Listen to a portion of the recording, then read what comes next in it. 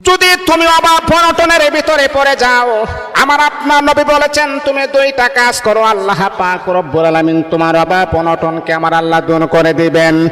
এক নাম্বার হলো, যখন বান্দারে তুমি যখন অভাব অনটনের ভিতরে যখন পড়ে যাইবা, দুনিয়ার কোনো মানুষের কাছে তুমি ব্যক্ত করবা না।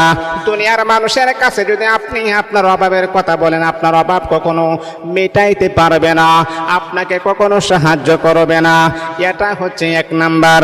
আমার আপনার নবী দুই নাম্বার বলেছে, আমার উম্মতেরা শোনো শোনো, যখন তুমি অভাব অনটনের ভিতরে পড়ে যাইবা, একান্তভাবে আল্লাহ পাক রব্বুল আলামিনের কাছে সাহায্য চাও। আল্লাহকে বলো, মালিক আয় আল্লাহ, অভাব অনটনের ভিতরে পড়ে গেছে, আল্লাহ তুমি আমার অভাব অনটন দূর করে দাও। আল্লাহ তুমি ছাড়া সাহায্য করার কোনো ক্ষমতা নাই। একমাত্র যদি আল্লাহ পাকের কাছে যদি সাহায্য চান, আমার আল্লাহ দ্রুত গতি